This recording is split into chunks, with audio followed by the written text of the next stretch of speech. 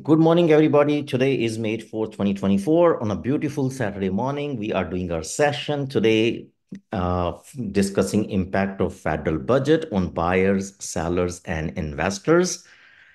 Now, as usual, I'll do my PowerPoint presentation. Then we'll have our expert panel. Kishore is here, Swapnil is here, Amit, Prerna, Shihan, Dinkar, they're all our mortgage brokers. And then Sandeep Chopra, Chris, and Jalil Siddiqui are our real estate lawyers. Prasunji is our estate planner. Mohit and Bani are our financial advisors, and Bani's insurance broker as well. Deepak and Mustafa are our accountants. Their role will be very important today. I know a lot of people will have questions for them as well. So now, first of all, quick disclaimer. As you all know, we try our best to get all the information from reliable sources. But again, Remax Realtron Real Realty team cannot guarantee its accuracy or completeness. So this is our only for educational purposes and informational purposes. And a professional advice should be taken before taking any action. Now, agenda for today, as we all know, first of all, we'll do our April 2024 market report. This report just came out yesterday. So we'll quickly have a look on that report so that we can understand what's happening in the market. And then we'll discuss Canada's housing plan. And then we'll discuss the federal budget, its main key points related to real estate only. So we are only going to discuss the budget related to real estate. And then we'll have impact of this federal budget changes on buyers, sellers, and investors. And then we'll have our Q&A session. So let's start with it. So this report, as I said, just came out yesterday from Toronto Real Estate Board.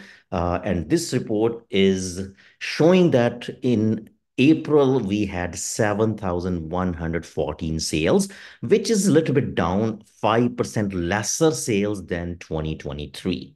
Now, keep in mind in 2023, if you remember, our Bank of Canada's governor, Tiff, has indicated that he is done with the interest rate hikes. He said that early last year, because of which our spring market actually took off like anything. So last year we had a quick run from February, March until June, right? So it's during that period that we had more sales last year. So this year our market is getting back, but it's not getting back to the same level yet. But it will definitely cross last year's level very soon. So in continuation of that, our average price is stable. So we are not dropping in price. Our average price is actually 0.3% up than last year, which is a very small anomaly. So we can say our average price is as similar as last year. So this is, again, as I said, our number of sales is 5% down year over year from April last year to April this year. But as now, the main reason why we are having not a run like last year, why we are not having a big increase in prices, which is a good thing for buyers and healthy for market as well. Now we have a healthy inventory. Last year, we had only 11,000 homes. New homes, which was listed in April 2023. This year, we have listed 16,900, around 17,000 homes listed in April 2024, which is 47% more homes compared to last year. So that's helping the market. So we are currently sitting around 2.5 months of inventory, which is a healthy. It's still under 3 months, and anything under 3 months is still considered seller's market. But it's getting more towards the balanced. As of now, it's a balanced market. We can say that. Now, as I said, average price is about 0.3% more, or we can say it's about the same as last year. But if we look into our seasonally adjusted average price from March to April, we are inching ahead. We are about 1.5% more as compared to March in April. So we are definitely getting ahead, right? So now if we look into this graph, which shows the home price index since 2014, you can see we had a very fair, very like uh, gradual increase in pricing since 2014. There was a sharp increase from 15, 16, 17. Then again, there was from 17, there was a balance. And then we again had some fair increase from 2018 onward up to the COVID time. And then suddenly, as we all know what happened in during COVID, our average price went ahead a lot. We had a steep increase and then decrease, right? So that's a old story. But again, if you look into now, we are having a fairly small increase. We can feel that the graph is again now getting like some slight increase. So which shows us that we probably have already passed the bottom, right? So you can see now the graph, if you see this, we are already inching ahead. And if you look from like 2014 onward and you draw this line looks like a straight line, which means if you draw this line straight, you will feel that we are having a steady increase in pricing since 2014, which is a nice, healthy increase. So we are already adjusted whatever increase and decrease we did from 2020 till 2022, right? So now let's discuss what's Canada's housing plan, right? And now, as you all know, this is CMSC report, which came out a couple of years back when they said Canada needs about 3.5 million additional housing units by 2030 to restore affordability, right? Additional housing units means whatever we are building, we needed 3.5 million more than that. So that was a shortfall, right? So now most of this gap is in Ontario and British Columbia. Quebec and Alberta also need more houses. This is CMSC report, which is government body, right? Now the same body just recently came out with a video, and I can share the link with my database. I'll send the link to everybody to see that video. In that video, CMSC have now acknowledged that we are not building houses at the pace we need to build to close this gap and restore affordability. So they have found a problem, that we have a problem that we need 3.5 million additional homes which by 2030, which means whatever we are building will be short by that number, right? And they were trying to come with different plans to make bridge the gap and try to uh, restore affordability. But CMSC has actually acknowledged that we are not on track. We are not bridging the gap. We are not controlling affordability, which means, in other words, they are saying, come 2030, we would have shortage, which means the prices will keep on going up and up and up, that the price will be more expensive, right? So that's in short what's CMHC report. Now, what's the plan? So the government is trying to now come out with some ambitious plans to restore this affordability, to control this gap, right? So now our realtors community has been encouraging for years to the government to come out with a plan to bridge the gap, right? So now the government is trying to do what they are trying to do is they're trying to increase housing supply, which everybody know we need that. So government is proposing to make it easier for Canadians to rent or buy home. That's again their ambitious plan. And the government proposes to help Canadians who cannot afford a home. So that's the plan, right? Now, what are they trying to do to achieve it? So they are saying Team Canada will be now working across all levels of government and with industry partners. Actually, federal government has indicated they can even bypass provincial governments to try to restore this affordability or more supply of homes. They'll be working with based upon, they will be giving funding based on the housing outcomes.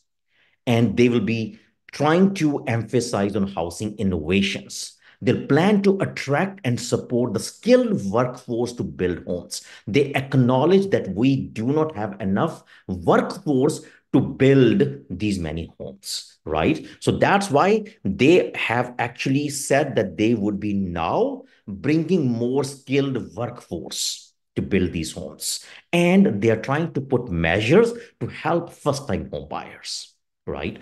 Now, also they're introducing new tax on residentially zoned vacant land. So this is not like a proposal yet. So this is actually, they are saying they're considering, going to introduce. So this is, they are going to do some consultation that any residentially zoned land which is lying vacant for some time, they'll try to introduce a tax on that. It's similar to the vacant housing tax, which has already been introduced, that if you have a home which you is not your primary home and you're not renting it, they will charge you tax on that. So they're trying to create something similar for the land as well, right? They're also trying to establish a subsidiary of CMHC to deliver flood reinsurance.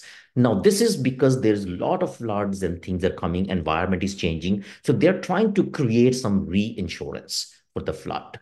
And they're also trying to restrict, this is important point, they're trying to restrict the purchase and acquisition of existing single family homes by very large corporate investors. Right now, corporate investors are buying, of course, apartment buildings. They're okay with it because apartment buildings are meant to rent. They're okay with it, but they don't want big corporations to buy single family homes. So these are all proposed changes which they are going to consider more. Now, that was the Canada Housing Plan. Now, let's look into the budget. So, what are the real estate key points? The real estate related key points in the budget, number one is home buyers plan, which we'll discuss. Then they have introduced 30-year amortization for first-time home buyers. We'll discuss that. Now, there also, now this is the big topic, which a lot of people want to know about, is capital gains inclusion rate. This is a hot topic, right? So they have revised capital gains inclusion rate, and then they're trying to get some alternate fundings or type of mortgages like halal mortgage. We'll discuss that as well. Now, let's look into what's the home buyers plan. So the home buyers plan is a program, already existing home plan, so it's nothing new, in which people can take money out of their RSPs to either build a home for yourself or for a specified disabled person. Or when you're buying your first time home, you can take the money out of your RSPs. Currently, you can take up to $35,000 per person, right? For example, if husband and wife both are going to buy a house, there's a couple, then it doesn't have to be husband and wife. Like if two people are buying, then 35,000 each they can take out, right? And then they can also take out money from the new FHSA, first time home saving account, first time buyer's home saving account, actually. So if you are going to buy first home saving account, so then you can also put $8,000 every year into your FHSA account, and then you can take the money out when you're buying your first home. So these changes, these plans are already existing. So the change is that they are now increasing the limit from 35,000 to 60,000, substantial increase. Effective, actually, is already effective April 16th, 2024. Right. And also, what they have done is when you take the money out from RSP, it's a tax free, you can take the money out, right? But you have to pay it back in 15 years. That's already the law. But what they have done is they have deferred the repayments. So right now, if you are taking the money out from January 2022 up to December 31st, 2025, if you take the money out of your RSP for home buyers plan, then you, for 5 years, you don't have to repay that money. You have to start paying it back after 5 years, in 15 years in total. So the repayment has to be done in 15 years, but your repayment payment would not start for first 5 years. So that's a good plan to actually boost first-time home buyers or buyers to buy their homes, right? Now, second change which they have done is 30-year amortization for first-time home buyers. Now, this is a change only if you are buying your brand new home. It's not for a resale home. Currently, if you're buying a home and you're paying less than uh, like 20% down payment. If you're paying more than 20%, right now you can go up to 30-year amortization. It's already in place. But when you're buying your home and you're paying less than 20%, which most of first time buyers do, right? Then you can only go up to 25 years. Now, 25 years, your payments are higher and you do not qualify for more because your qualification is based on your payments, right? So they are bumping that to 30 years if you're buying your home and you're putting less than 20%, but only for new homes. So this is something which government should go for all type of homes. If they go for all type of homes, it will actually really help first-time buyers. We, again, as a realtors community, is proposing that to the government and telling government to change it to every type of homes. But at this moment, it's not there. It's only for effective as of August 1st and only for first-time home buyers purchasing newly built homes, which means mostly it applies towards condominiums only, because if you're buying a new home and it's or maybe townhomes as well, if you're buying, say, out of GTA or out of, sorry, Toronto area, you can still buy under 1 million, right? So you can actually go up to 30-year amortization. Now, next important change, which they are doing in the budget, is the capital gains inclusion rate.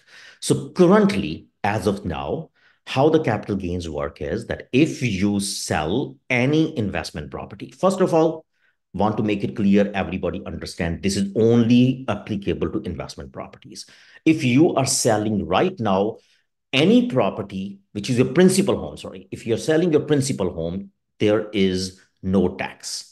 Doesn't matter how much profit you made, right? You bought a house 20, 30 years back, say for 200,000 or even say 100,000, and you sell it for 1.5 million, you made $1 million, $1.5 million profit. There's no tax on that. That still remains the same, right? But if it's not your principal home, if you're selling a home which was your investment property, then when you sell it, you have to pay tax on the profit, right? It's called capital gains. So first 50% of that profit is tax free. Next 50% is included in your income and you pay tax based on your income. That's why it's called inclusion rate, 50% inclusion rate. Now, but they are bumping that from 50% to 66.67%. For corporations and trusts, right away, as soon as this new change comes into impact on June 25th, 2024, right away, their tax inclusion rate will go to 66.67%, which means their 66% of the profit will be taxed, right? Instead of 50%, they'll be taxed on 66% of the profit. Whereas for individuals, if you're an individual and you have investment properties and you're selling your individual properties, so your 250,000, first 250,000 will not be increased. The tax rate will not increase. Your tax rate will still remain your inclusion rate will still remain 50%, which means you pay tax on the 50% of the profit. But anything beyond 250,000 in that annually year, you will be paying tax on the 66%. And keep in mind, this is capital gains on all sources, including your sale of that house or any real estate property or any stocks. So it doesn't change. Even if you're selling stocks, if you're selling any other things, right, which is a profit like stocks or your bonds or whatever you're selling, you still pay taxes on them, which is also called capital gains. That will also be added. So total, if you're going more than 250,000, then the extra beyond 250,000, 66% of that profit will be taxed. Whereas for corporations, as I said, it will be taxed on 66% of all the profit, right? Currently, this is going to be like the law is not passed yet, but it will be passed. NDP has already said they will support it, so which means it will be passed very soon, right? So if enacted, this change will be effective as of June 25th, 2024. So what is the actual impact? A lot of people are asking that question, and I'm getting phone calls. And thank you to our one state planner Prasunji. He is present here as well. He sent me this slide, which is prepared by Fidelity Investments. So as per this slide, if you look into here, Ontario, currently we are, this is our regular income tax at this moment. For first 250, currently you pay 26.77% tax. Anything above 250, if you have a profit of more than 250, your tax rate on that money can go up to 35.69%. No, not up to, sorry, above 250, you'll be paying 35.69%, which means you'll be paying approximately 9% more tax on the profit beyond 250,000, right? So this is that increase, which is going to be effective as of June 2020, June 25th, 2024. Now, this is only for individuals. For corporations, right from $1, your profit will be taxed instead of 26.77% or whatever is the rate, it will go up to 35.69%. So it's approximately 9% increase on the profit of the tax. Now, this is again, if you can read this slide here on the right-hand side, this gives an example. For example, if your total profit is, say, total gain on your sale of the house or sale of the profit, all your capital gains in that year is 250,000, you still pay 26.77%, right? But if you said total gain is 300,000, then you pay total 28.25%. So this is blended rate, right? So which means it's approximately 2% increase if your profit goes to 300,000. If your profit goes similarly, say 500,000, you'll be paying 31% total tax, which is approximately 4.5% more, right? So if your profit is 500,000, if your profit is $1 million, right? If you made $1 million capital gains in that 1 year, your tax rate will jump to 33.34%. So roughly less than 7%, 6.75%, right? If you go to 10 million, then you'll be taxed at 35%, which I don't know how many people will have a profit of 10 million in 1 year, right? But again, this is the new guideline. This is for only individuals. For corporations, as I said, from $1, you would be taxed at 35.53% in Ontario. Now, next discuss halal mortgage. So federal budget is also proposing some new measures to expand access to alternative financing products like halal mortgages. There's not much details out yet. I have requested our mortgage brokers to look into it.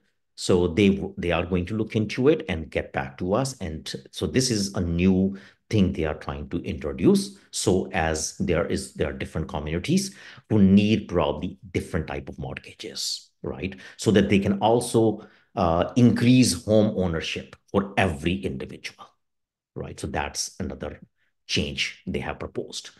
Now, let's discuss what is the impact of this federal budget on our buyers, sellers, and investors. First of all, for buyers.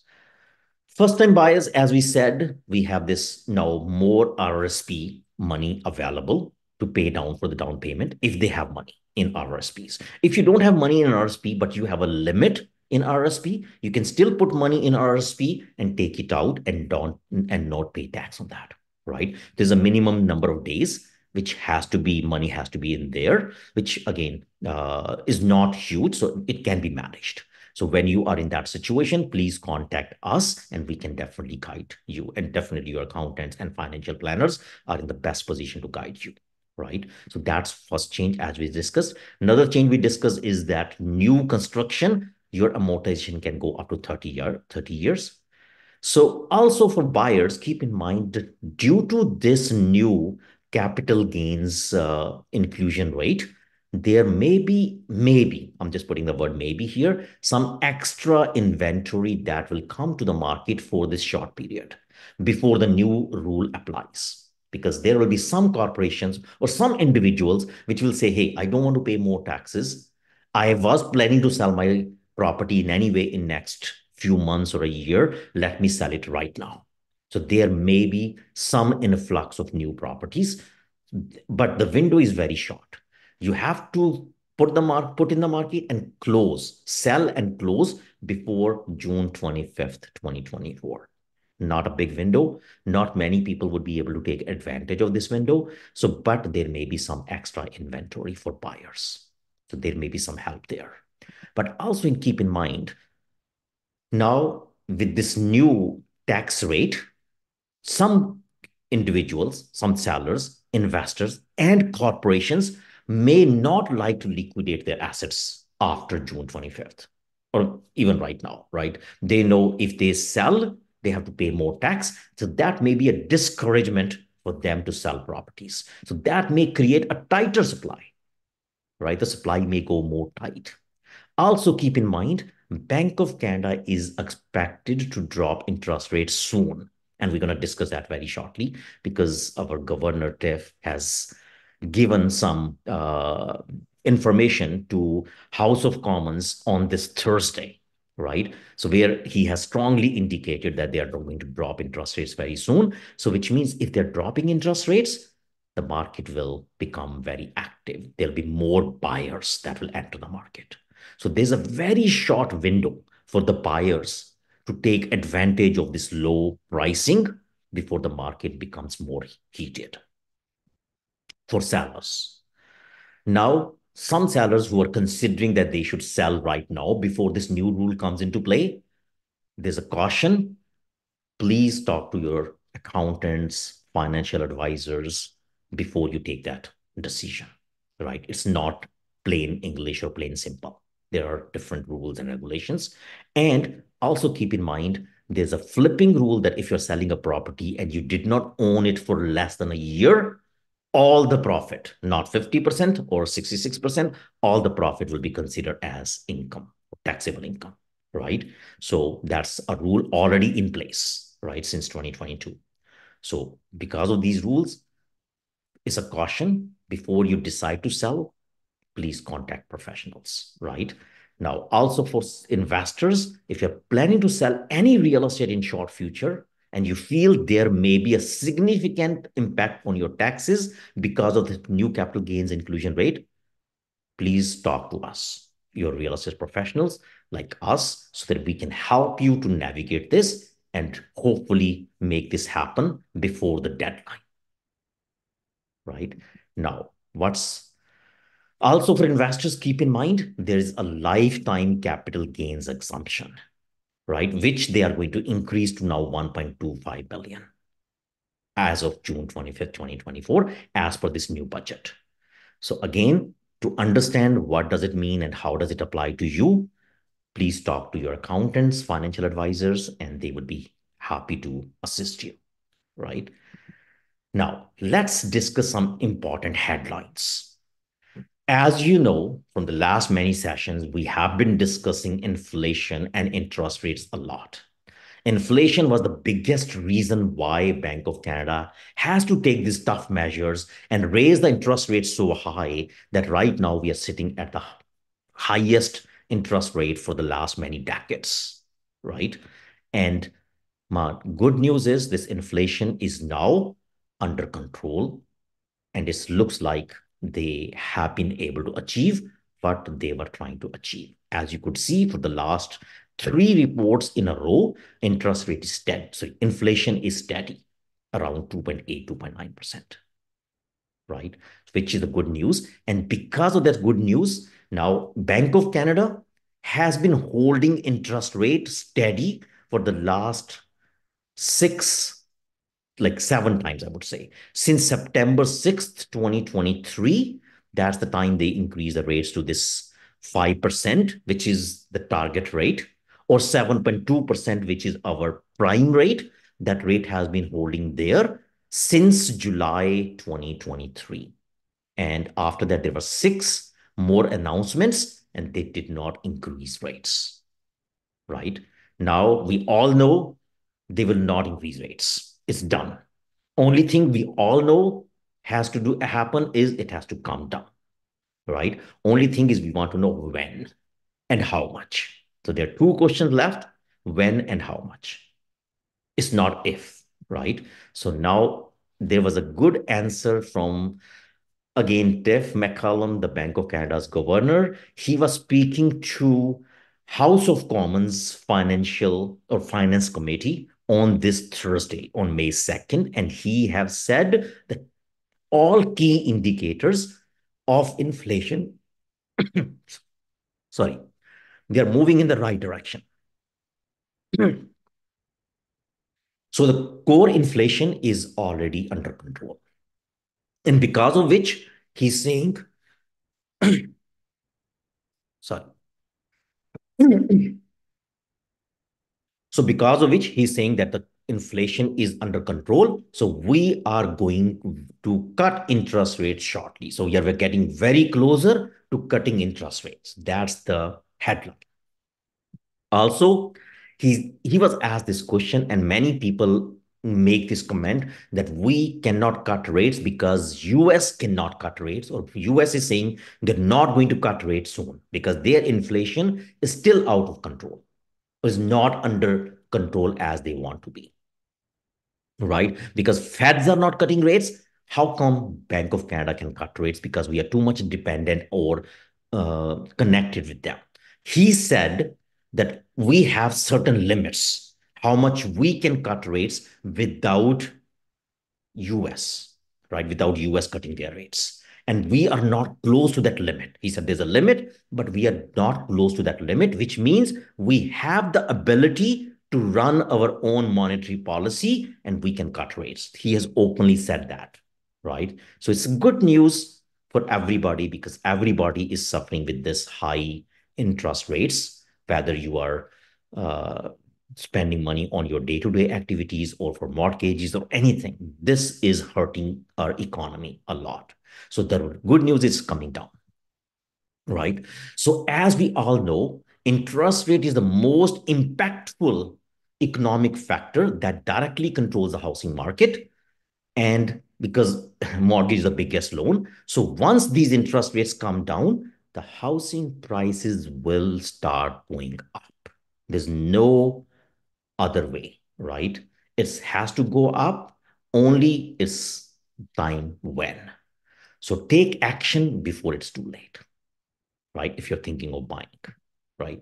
So this is again a graph we have been sharing in last many of our sessions, which shows that from 1970s, when our average price in GTA used to be only 40,000, we have jumped to almost 1.2 million average price at a growth rate of 6.96%, almost 7% in the last 50 years, right? So it's almost 7% average.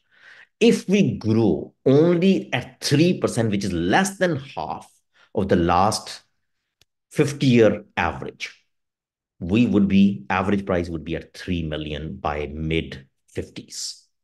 And if we grow at 5%, which is still less, 2% less than the average growth for the last 50 years, we would be, average price will be at 6 million. So come mid 2050s, our average price would be between 3 to 6 million, right? So which means the time is now. Because right now, if you look into this graph and you're thinking of buying, you say, oh my God, I should have bought in 1970s, 80s, or 90s, or even in early 2000s when the rates were low or pricing were low, right? Again, after 10, 15 years, you will say, I should have bought in 2020s, right? So that's why take action now.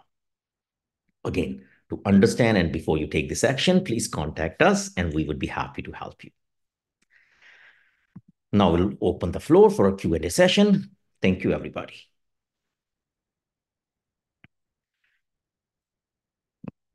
Great. Now let's open the floor and anybody with any questions, please feel free. We have our expert panel here who are ready to help.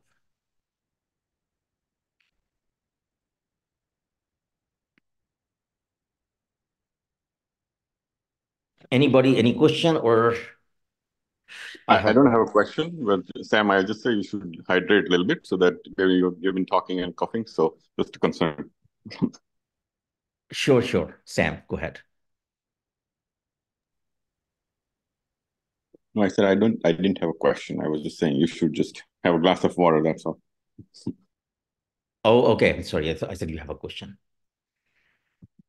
Okay, I have a couple of questions which couple of people have sent me in advance. So let me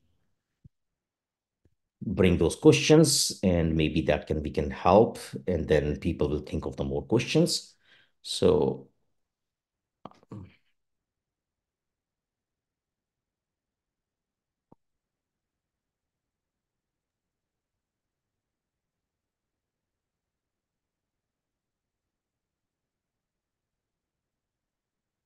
okay, Prabir has asked a question. He said, how does this change is going to impact on our like income level? If again, that question is probably more for the accountants. The capital gains does not directly impact, I believe, the income levels or whatever income people have, right? Capital gains only applies when people are making uh, the profit on the like whatever uh, capital gains they have. So capital gains mean when they sell properties or buy properties or sell stocks or anything which is considered capital gains, right? So capital gains only apply there. It doesn't apply to regular income level. Now, before we go to our question and answer sessions, and I know a lot of people will have some questions regarding that, let me ask a couple of questions from our accountants as well. Now, this capital gains, which we know are going to be effective as of 2024. And as we said, there is a 250,000 annual limit. For this 2023, a question has been asked by a few people. Is for 2023, it's going to be prorated or it's going to be the full limit of 250 is available? That was a question being asked by a couple of people. So if Mustafa or Deepak can answer that question, we would appreciate. Okay, so I'll go Sam first. Yep. Can Go you ahead, hear me? Deepak. Thank you. Okay. So I know this is too early for us to comment anything because the federal budget. So I was talking with another accountant yesterday after I spoke with Sam as well. Mhm. So this is a very early stage for us to get into more detail. So, and one thing that I definitely wanted to share because this is a budget, right? So it's a proposed budget, right? And what I was hearing from some of the experts, like, from the accounting who works in the big firms as well. So what Mhm. they're saying is they're trying to make this a law so that way this cannot be amended after the new government comes in. So this is like, they are very serious about implementing this change that they're saying. So the question that you have regarding the proportion, so I think the reason that they put the date there as like June 25th or whatever the date is Mhm. any transaction that happens after that, they will be falling into the new rule. So technically, if you sell, I know people are eager to sell the properties before June 25th. The reason they come up with the day so that way people don't have enough time to make a decision and act on it.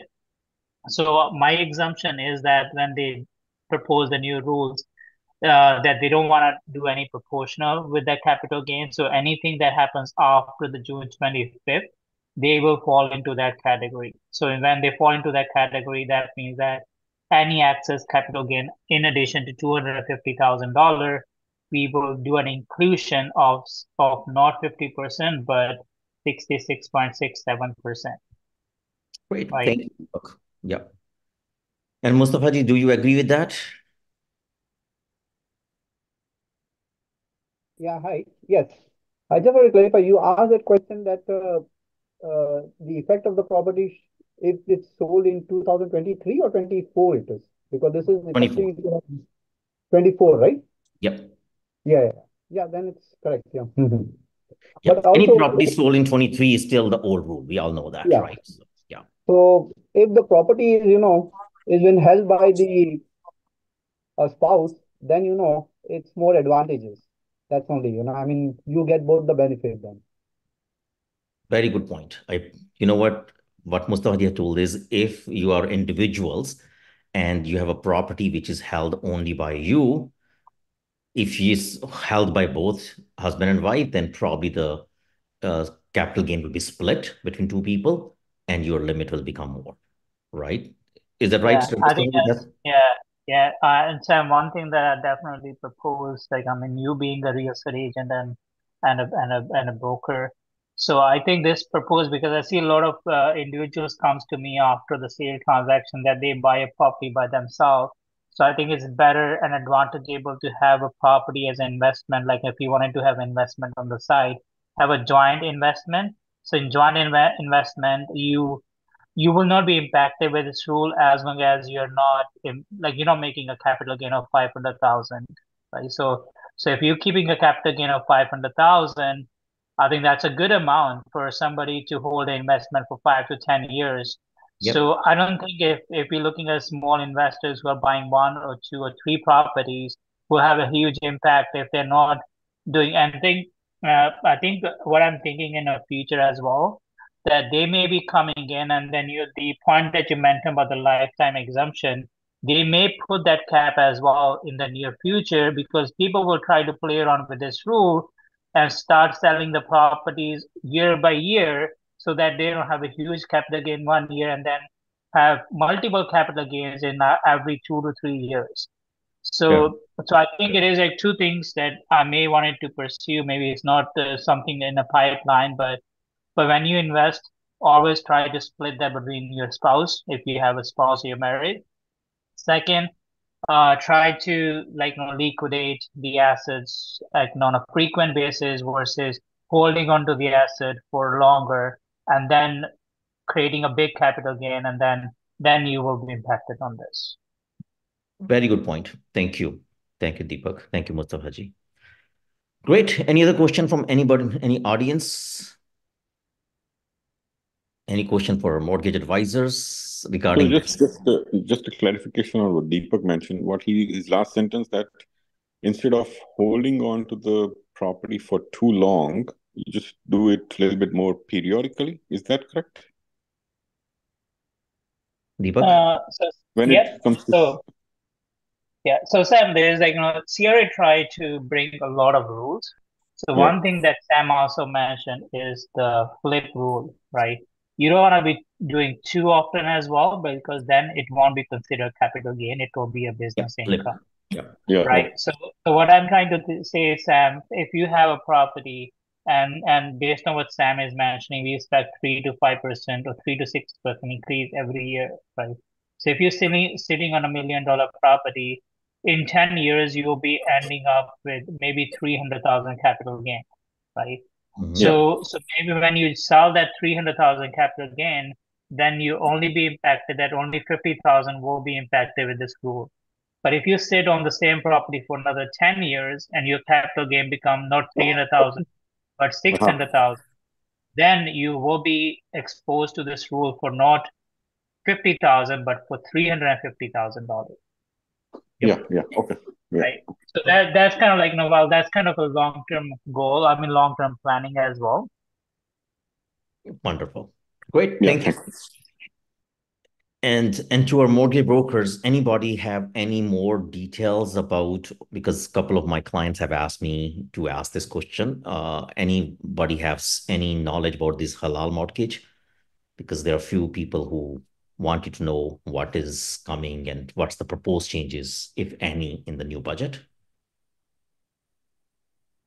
Hey Sam, we haven't heard anything yet. I know Habib Bank already offers it, and I have a feeling a lot of institutions are going to copy that model and just run it by OSFI, make sure the governance is there, and yeah, then it'll be released. So, okay. So you're saying the more bigger institutions will start including it, which is Yeah, probably going to be the case. yeah. Do you agree, Yeah. Amit? So yeah. Sorry. Yeah. Go ahead, Deepak. Sorry, Kishore. I just wanted to. I know, I Yeah. never get into too much into the mortgage side, especially for this. I was Okay. working with one of my clients. They are doing a lot of private financing, right? Hmm. And the way that they structure this is very unique for me to see because I was there doing their corporate taxes. So Hmm. what they were doing was they have investors investing into the business, and then what they do is they take their profit, they take the fees. It works same as a mutual fund, and then at the Yeah. end of the day, do a T3 distributions, or they had an option to do either T3 or a partnership distributions. So technically, what they're doing is they are saying that they're lending the money, but they are creating that as a business income, and the net Yeah. proceed is passed on to the partners. Is the halal mortgage like a same concept? Do you know anything like that? So the couple one I've come across, it's instead of a mortgage, so couple, it's more to do with the terminology. The word interest can't be there, right? So they Mhm. take a rent to own model. Have you ever seen a lease to own contract, right? Basically, it's like Right. you're paying a lease and they report it as rental income, right? Uh, Okay. or rental expense. But after a certain date, once you pay the rent for X amount of time, you own the property. Okay. So okay. From the business side. The Yeah, terminology, more of yeah, terminology, which I'm yeah. getting. Okay. Amit, your comments on this? Yeah, so Kishore already said there's one way they do it. The other way is the ownership partnership. So over time, it's set up to 25 or 30 years, and then you're just paying it down. So you're paying the percentage down. The terminology is the biggest key thing. So there's no interest. They call it fees. And then that's calculated into the overall terminology. The other thing that also occurs is that the bank will buy it and then sell it at a higher price point. So you're technically paying the interest by purchasing at a higher price point. So You're not paying we've interest, you're done paying extra cost. Yeah. So yeah, so I've done many comparables with a lot of individuals looking at this model. And it's the monthly cash flow that usually deteriorates someone to just to go with a traditional bank because sometimes it could be $1,000, $1,500, $2,000 more a month. And then that's where the terminology comes into play, and it comes down to the individual to make that final decision. fair enough. Fair enough. I think the government is going to bring some more measures to make it more presentable. As we know, our overall uh, things are changing, or we are getting more and more people who need these type of mortgages, right? So probably they are going to now cater to their needs even more. Any other comments from any other brokers regarding this topic, or anybody wants to add anything on this? One question on the last topic. So the ownership remains with the person or with the bank in this concept? And the reason I'm asking is I have an idea which I probably have to discuss offline with someone, but it's in the same lines and which might help the housing situation. So it's kind of a startup idea. So just wanted to understand that how does it, so the question is who has the ownership in this halal mortgage? The bank or the person who lives? It's split. So it depends. Let's say, for example, if you purchase a property for 100,000 and you put 10% down, so 10 grand, you Yeah, own 10%, the bank will own 90. I And see, I there'll see. be a schedule in place. So as you're paying it down, it'll fluctuate. So just like a principal mortgage. Yeah, that's the principal and the interest. Okay, okay. Yeah. So there is a okay. So there But is now there. it's That's ownership instead. yeah. Okay, Right. okay. And now one question, just on a different topic, but just generally in a bank, what is the percentage of decline of mortgage because of a low credit rate? Just a general idea. Anyone knows? Totally off topic with respect to housing and all of that, but just in general idea. Kishore, do you have any idea? No, no, I don't get insight into that metrics. I see. Okay. Anyone else? It's Uh, a hard measure, Sam, because each bank has different specialty programs. Yeah. So, for example, the traditional guideline is the housing cost cannot exceed 39% of your gross annual income, and yeah. your total debt can't exceed 44, right? So, let's say you have a credit score of 650. There's some banks that won't touch you if you're below 680, but there's some banks that will touch you with 650 because you have net worth. So the number is hard to really It's a gauge. combination of, yeah. So, Exactly, yeah, right? yeah. Yeah, but So if you there's kind of, specialty programs for some individuals, so that can always be overstated or understated. It will never be a true number. I see. Yeah, but I guess in my scenario, all of that would kind of nullify because I'm only looking at new home buyers, where because of the fact that they're new in the country, they probably will not have that net worth. So it's okay. I'm still doing some research, so just wanted to understand. And one last question: if we have a better credit score, does it help with respect to the renewal of the mortgage in getting an extra discount? Good question. Uh, yeah, mostly it's not the credit score because when renewal is not risk tested, right? It's not underwritten again. Yeah. It's I would say the best leverage you can get at the time of renewal is assets. So if you have deposits, investments with the bank, that gives you uh, an opportunity to negotiate a better rate. I see. Okay. But Anyways, okay. I guess that was. I have a couple. Another factor that actually comes into play is when you took the original mortgage and was it an insured or uninsurable rate? Mhm.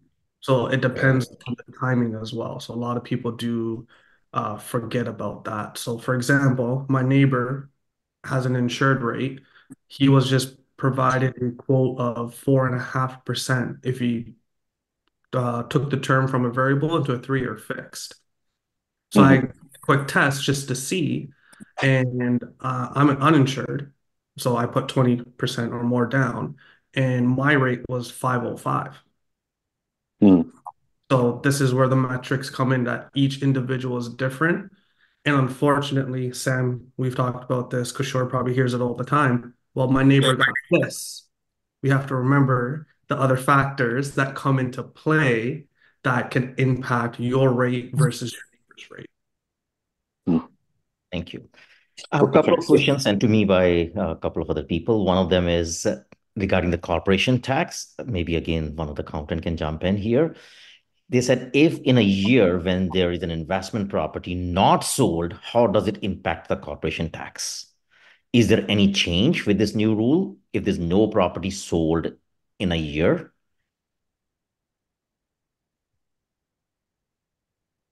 Okay, Okay. so Sam, I'll go first. Mustafa, if you want to go ahead, go No, ahead. no problem. Go ahead. Okay. Okay. So Yep. Sam, yeah, so I think my intake is people don't consider so corporate tax is very complicated. Mhm. So like now, if I were to give an answer in one word, the answer is no. There's no impact. Okay. So one thing that this is more of an education stuff, but like I don't want to give 1 hour lecture, but I just make it very brief. So when a corporation is filing the taxes, and you may guys know from personal taxes, there are employment income, there's investment income, interest, there's capital gain, there are different types of income. The same thing happens for the corporation as well. The corporation has different types of income. Depending on the type of income, they pay different taxes. So Okay. the capital gain, the capital gain, the rules that are coming in that are specifically for capital gain. So the capital gain only get realized when you sell the property. So if you're holding on to one or multiple properties in the business, Mhm. uh, there is no implication until you sell that property. And when you sell that property, you have a capital gain. There's a lot of other stuff that happens. There's a CDA, there's a capital dividend account that is maintained by a corporation that can pay individual tax-free dividends from a corporation. That will definitely will impact big time, which I'm sure we are not talking about it now, but that's also one of the tax planning that we do when the people are holding properties or they have a holding corporation that they use for a future growth or for their trust and for their kids. That's more for long-term planning, but that does impact a lot with this rule. So to answer your question, capital gain has no implications if you're holding the property and not selling it. Second thing that you wanted to consider is the tax implications.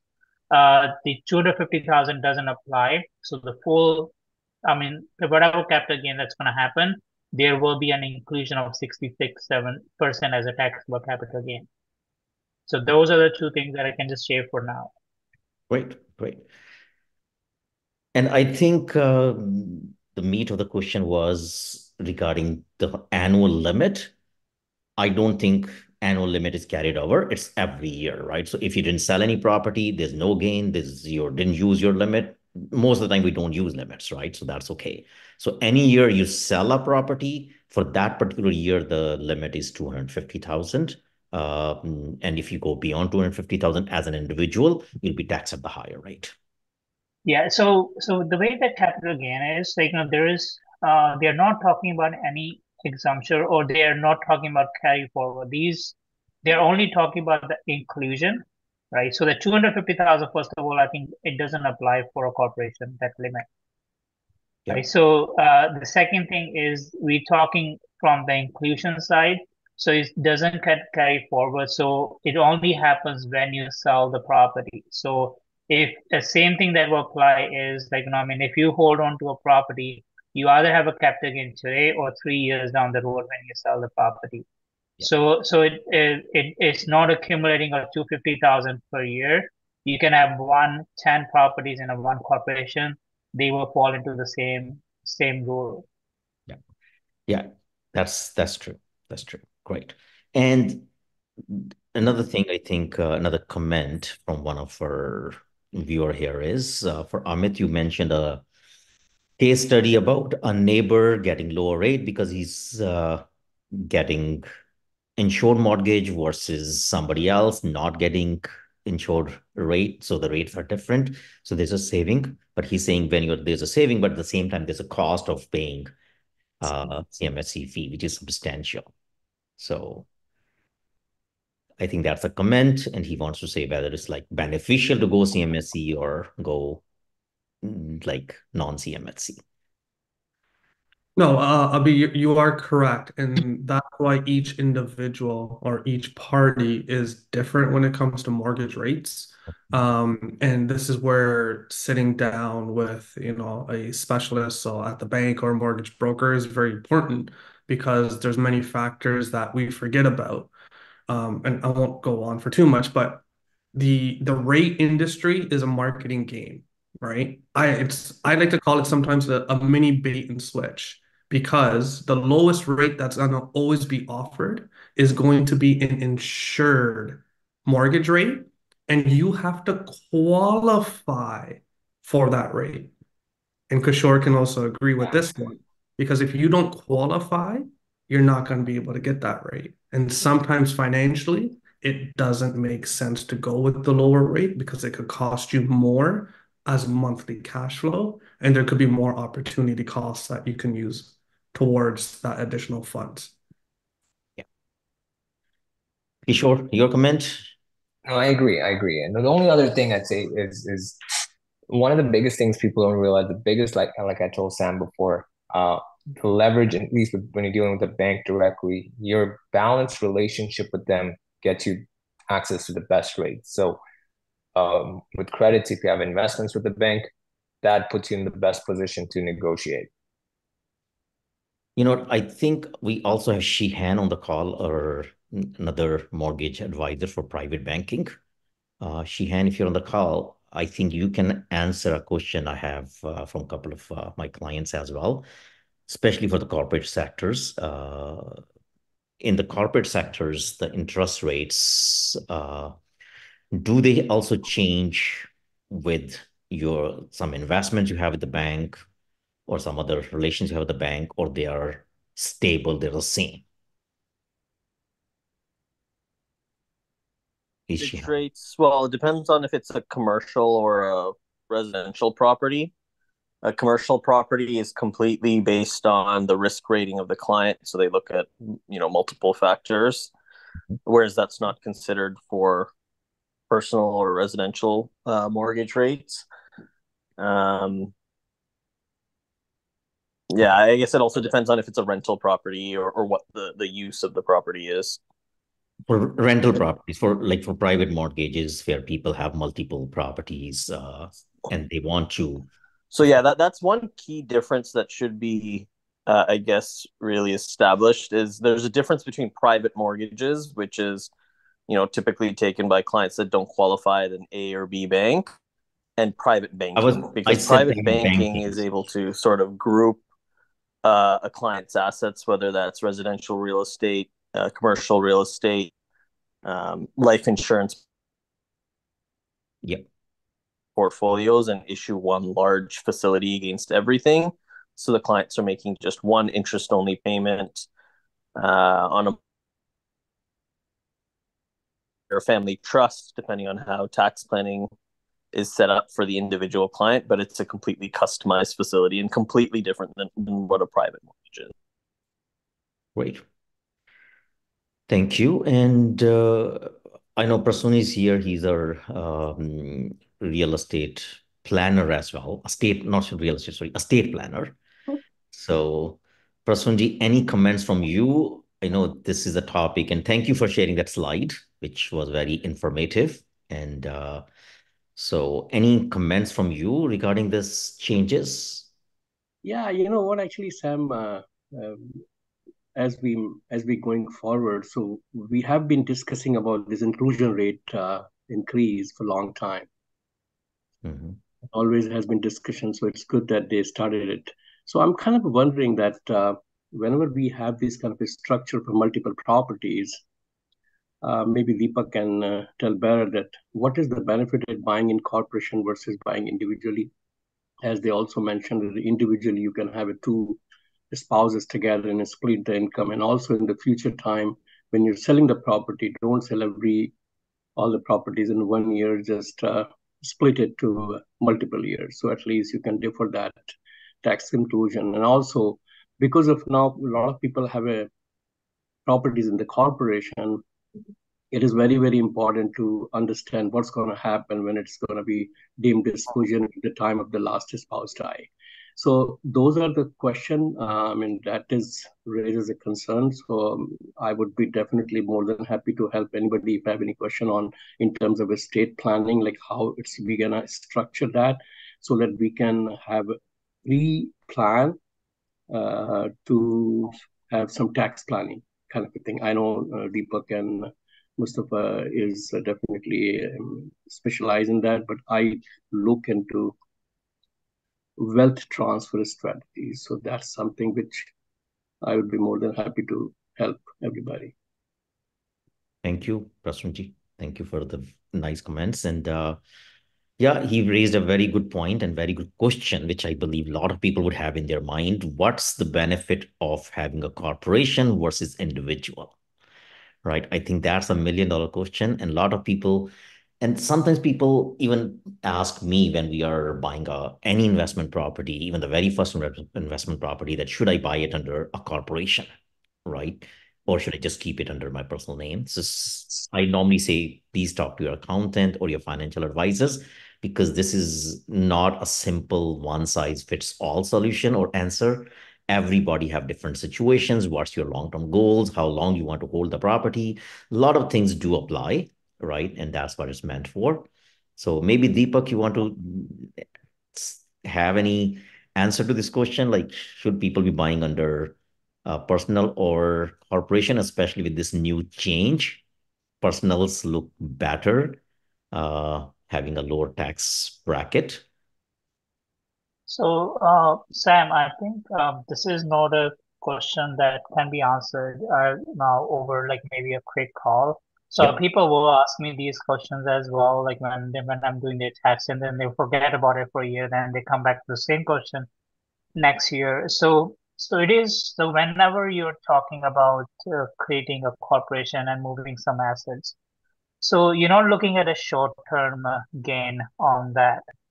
And CRA is being very proactive or protective in regards to people not saving taxes. So when people will come to me and says, "Can I create a holding company and move my real estate or buy a property there?" So the answer to that is you will not save taxes.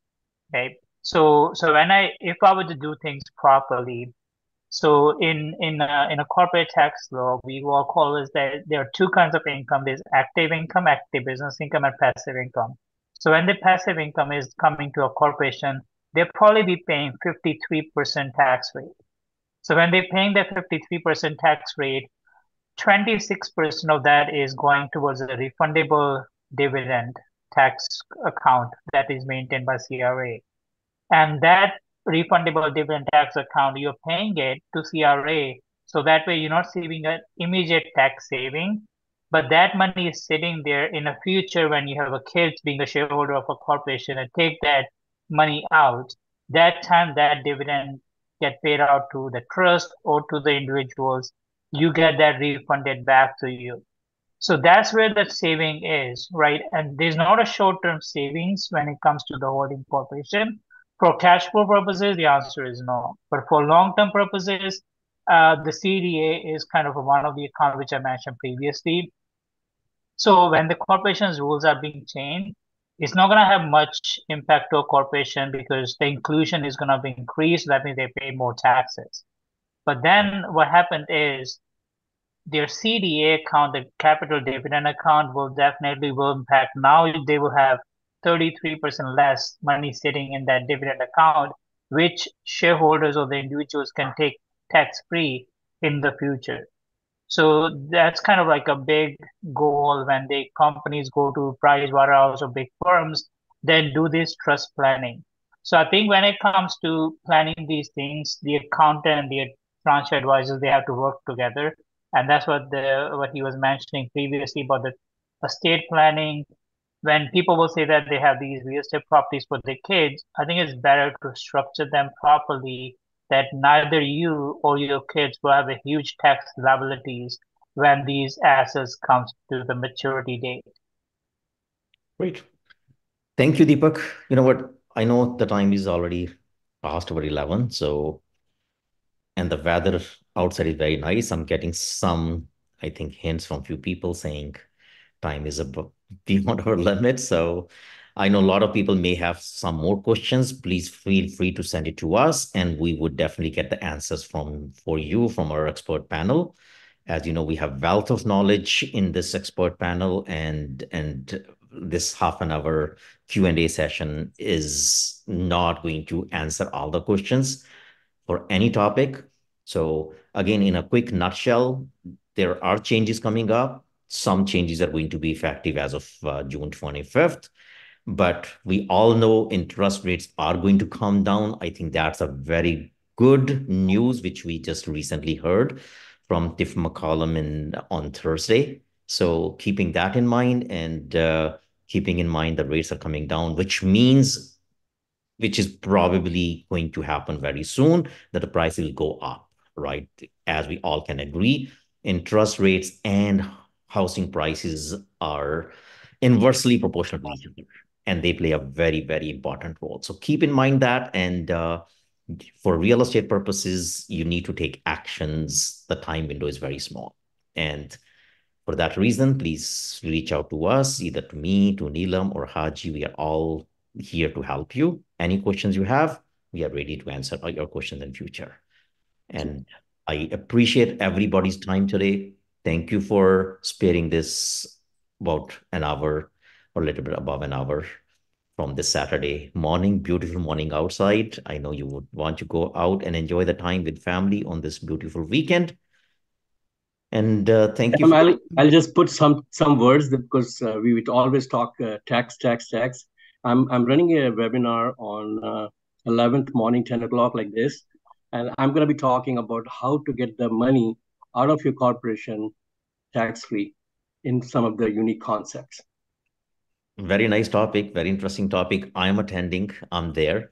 Anybody who also want to attend, please reach out to Prasunji directly or just reach out to me and I'll get you the link. It's going to be very interesting webinar, and he also has a wealth of knowledge, and he has few expert panel with him as well who answer these questions as well. So please, and I think for corporations, anybody who has corporation, this is a very important session. So please attend that session as well.